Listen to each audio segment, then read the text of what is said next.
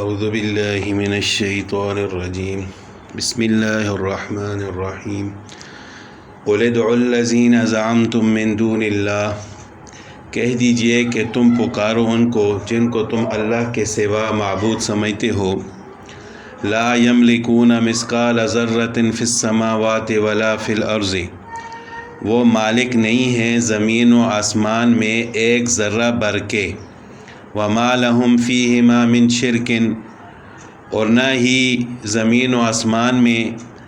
ان کو اللہ کے ساتھ کوئی شرکت حاصل ہے۔ وما لہ منہم من ظہیر، اور نہ ہی وہ اللہ کے مددگار ہیں۔ ولا تنفع الشفاعۃ عندہ، اور کوئی سفارش کام نہیں آئے گی اس کے ہاں الا لمن اذن لہ، مگر اس کو کہ جس کے واسطے خود اللہ تعالی حکم دے دیں۔ حتی اذا فزع عن قلوبہم، یہاں تک کہ جب گھبراہٹ دور ہو جائے گی، دور کر دی جائے۔ قالوا، تو وہ فرشتے کہتے ہیں ماذا قال ربکم، کہ کیا فرمایا آپ کے رب نے۔ قالوا الحق، دوسرے فرشتے فرماتے ہیں کہ حق فرمایا۔ وهو العلی الکبیر، اور وہ بہت زیادہ بلند اور بڑا ہے۔ ان آیات میں سب سے پہلے اللہ تعالیٰ نے مشرکین کے عقیدہ شرک کی تردید فرمائی کہ جن کو تم اللہ کے سوا معبود بناتے ہو وہ زمین و آسمان میں ایک ذرہ کے برابر بھی کسی چیز کے مالک نہیں ہیں، اور پھر شرکت اس کے ساتھ کرتے ہو کہ جو پوری کائنات کا مالک ہے، اور نہ ہی وہ اللہ تعالیٰ کے مددگار ہیں۔ یعنی یہ بھی نہیں ہو سکتا کہ وہ خود الہ ہوں اور نہ ہی اللہ تعالیٰ کے ساتھ شریک ہیں، اور یہ بھی نہیں ہو سکتا کہ وہ الہ تو نہ ہوں صرف اللہ تعالیٰ کی مدد کرتے ہوں، ایسی بات بھی نہیں ہے۔ یعنی کسی صورت میں بھی وہ الہ نہیں بن سکتے، نہ اللہ تعالیٰ کے مددگار بن سکتے ہیں، کیونکہ وہ تو ہیں ہی بت، وہ خود حرکت نہیں کر سکتے، بول نہیں سکتے، تو وہ اللہ تعالیٰ کے مددگار یا اللہ کے شریک کیسے بن سکتے ہیں۔ پھر دوسرا ان کا عقیدہ یہ تھا کہ یہ بت، یہ ہمارے جھوٹے خدا اللہ تعالیٰ کے سامنے قیامت کے دن ہماری سفارش کریں گے، تو اللہ تعالیٰ نے فرمایا وَلَا تَنفَعُ الشَّفَاعَةُ عِندَهُ، کہ اللہ کے سامنے کسی کی سفارش کسی کو کوئی فائدہ نہیں دے گی، ہاں صرف اسی کی سفارش فائدہ مند ہوگی کہ جس کو اللہ تعالیٰ خود اجازت دیں گے کہ تم جو ہے سفارش کرو۔ تو جن کی سفارش اللہ کے حکم سے ہوگی، جس طرح شہداء انبیاء علیہ الصلاۃ ہیں، اسی طرح حدیث میں آتا ہے کہ حافظ قرآن سفارش کر سکتا ہے، تو ایسے لوگوں کی سفارش دوسروں کو نفع دے گی، اور یہ سفارش بھی اللہ کی اجازت سے ہوگی۔ آگے اللہ تعالیٰ فرماتے ہیں کہ حتی اذا فزع عن قلوبہم، کہ تمہارے جھوٹے خدا اور یہ بت، یہ تو بہت دور کی بات ہے، جو مخلوق اللہ کے نزدیک ترین ہے یعنی فرشتے، وہ ہر وقت اللہ کے قریب رہتے ہیں، ہر وقت اللہ کی عبادت میں لگے رہتے ہیں، ان کی یہ حالت ہے کہ وہ سہمے ہوئے ہوتے ہیں، وہ خشوع اور خضوع کی حالت میں ہوتے ہیں اللہ کے سامنے، تو ان کو اتنی ہمت نہیں ہوتی کہ وہ اللہ کے سامنے کسی کی سفارش کر سکیں۔ تو یہ تمہارے جھوٹے خدا جو بت ہیں، یہ کیسے اللہ کے سامنے سفارش کر سکتے ہیں؟ تو اللہ تعالیٰ نے فرمایا کہ حتی اذا فزع عن قلوبہم، جب اللہ تعالیٰ کا کوئی حکم نازل ہوتا ہے تو ان پر ایک گھبراہٹ طاری ہوتی ہے۔ جب وہ گھبراہٹ ختم ہوتی ہے تو ایک دوسرے سے پوچھتے ہیں کہ قالوا ماذا قال ربکم، تو وہ پوچھتے ہیں کہ کیا فرمایا۔ قالوا ماذا قال ربکم، کہ تمہارے رب نے کیا فرمایا۔ قالوا الحق، تو دوسرے فرشتے ان سے کہتے ہیں کہ حق بات فرمائی، یعنی اللہ تعالیٰ نے یہ اس بات کا حکم دیا، اس بات کا حکم دیا۔ تو وہ فرشتے خود اللہ کے سامنے سہمے ہوئے ہوتے ہیں، اور بخاری شریف میں آتا ہے، حضرت ابو ہریرہ رضی اللہ تعالیٰ عنہ سے روایت ہے کہ جب اللہ تعالیٰ آسمان میں کوئی حکم نازل فرماتے ہیں تو سب فرشتے خشوع اور خضوع سے اپنے پر مارنے لگتے ہیں، اور ان پر ایسی حالت طاری ہوتی ہے جیسے کہ وہ مدہوش ہوئے ہوتے ہیں۔ جب ان کے دلوں سے گھبراہٹ اور ہیبت اور جلال کا وصف دور ہو جاتا ہے تو کہتے ہیں تمہارے رب نے کیا فرمایا، یعنی ایک دوسرے سے پوچھتے ہیں۔ دوسرے کہتے ہیں کہ فلاں حکم حق ارشاد فرمایا۔ اسی طرح مسلم شریف میں حضرت عبداللہ بن عباس رضی اللہ تعالیٰ عنہ کسی صحابی سے یہ روایت کرتے ہیں کہ رسول اللہ صلی اللہ علیہ وسلم نے فرمایا کہ ہمارا رب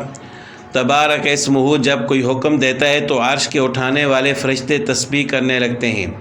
ان کی تسبیح کو سن کر ان کے قریب والے آسمان کے فرشتے تسبیح پڑھنے لگتے ہیں، یعنی جو سب سے اوپر والے آسمان کے فرشتے ہوتے ہیں پہلے وہ تسبیح کرتے ہیں، ان کو سن کر پھر نیچے والے آسمان والے، چھٹے آسمان والے، پھر ان کی تسبیح سن کر اس سے نیچے والے آسمان کے فرشتے تسبیح کرنے لگتے ہیں، یہاں تک کہ یہ نوبت آتی ہے کہ سماء دنیا یعنی سب سے نیچے والا جو آسمان ہے اس تک وہ آواز پہنچتی ہے اور سب سے نیچے والے آسمان کے فرشتے اللہ کی تسبیح میں مشغول ہو جاتے ہیں۔ پھر وہ فرشتے جو عرش کو اٹھانے والے ہیں ان سے پوچھتے ہیں کہ آپ کے رب نے کیا فرمایا، یعنی نیچے والے فرشتے اوپر والے فرشتوں سے پوچھتے ہیں کہ آپ کے رب نے کیا فرمایا، تو وہ بتلاتے ہیں کہ ہمارے رب نے یہ حکم دیا، یہ حکم دیا۔ پھر اسی طرح ان سے نیچے کے آسمان والے اوپر والوں سے اسی طرح سوال کرتے ہیں۔ تو یہ حالت ہوتی ہے فرشتوں کی جو اللہ تعالیٰ کے بالکل قریب ہوتے ہیں، اللہ کی عبادت میں لگے ہوتے ہیں، کہ اللہ کا حکم نازل ہوتے وقت ان کی حالت یہ ہوتی ہے کہ مدہوشی کی حالت ان پر طاری ہوتی ہے،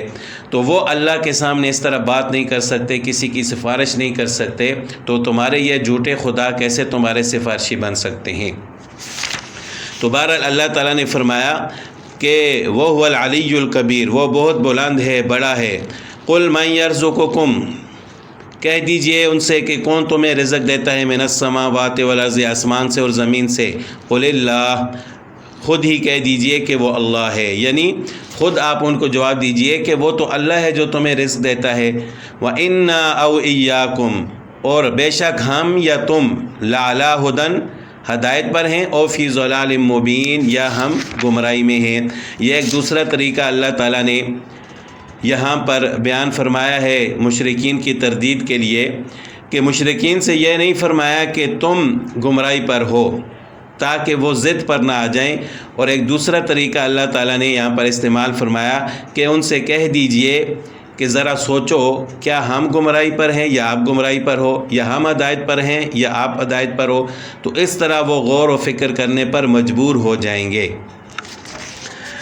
تو آگے اللہ تعالیٰ فرماتے ہیں کہ قل لا تسألون عما اجرمنا، ان سے کہہ دیجئے کہ تم سے سوال نہیں کیا جائے گا ان گناہوں کے بارے میں جو ہم نے کیے، ولا نسأل عما تعملون، اور ہم سے سوال نہیں کیا جائے گا ان گناہوں کے بارے میں جو تم نے کیے۔ قل یجمع بیننا ربنا، کہہ دیجئے کہ ہمارا رب ہمیں جمع کرے گا، ثم یفتح بیننا بالحق، پھر ہمارے درمیان حق کے ساتھ فیصلہ کرے گا، انصاف کے ساتھ، وهو الفتاح العلیم، وہ بہت زیادہ انصاف کے ساتھ فیصلہ کرنے والا اور جاننے والا ہے۔ قل ارونی الذین الحقتم به شرکاء، ذرا مجھے دکھاؤ، کہہ دیجئے کہ ذرا مجھے دکھاؤ وہ جن کو تم اللہ کے ساتھ شریک بنا کر رکھا ہوا ہے۔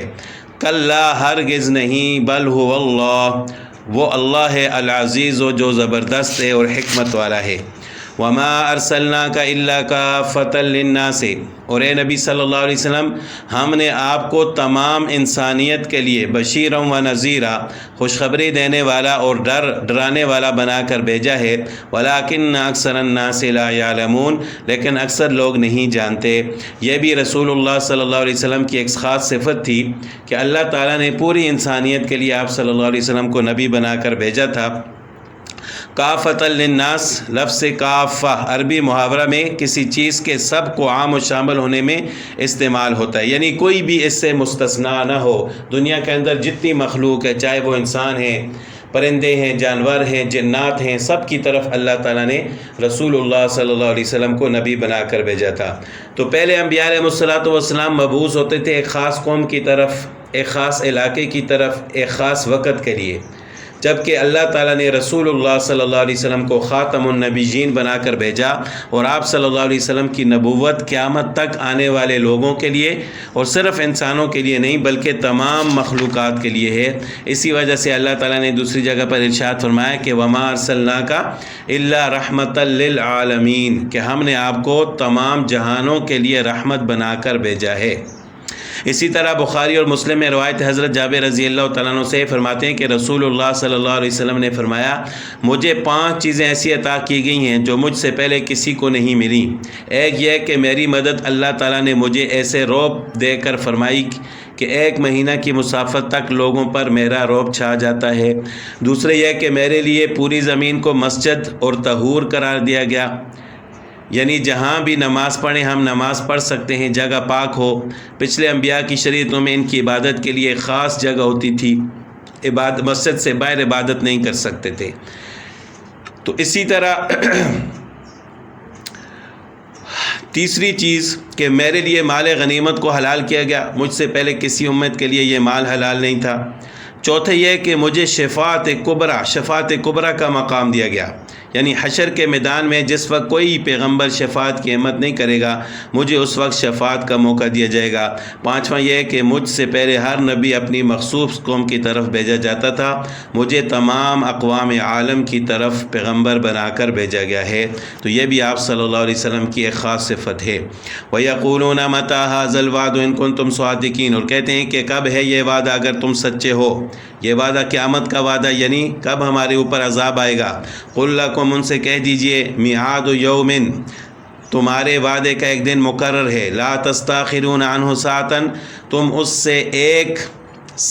گھڑی بھی پیچھے نہیں سرک سکو گے، ولا تستقدمون، اور نہ آگے جا سکو گے۔ یعنی اللہ تعالیٰ کے علم میں ہے ایک دن مقرر ہے، تو وہ دن جب آئے گا پھر نہ تو ایک گھڑی آپ پیچھے ہٹ سکو گے اور نہ آگے بڑھ سکو گے، تو لہٰذا اس دن کا انتظار کرو، وہ اللہ تعالیٰ نے مقرر کیا ہوا ہے۔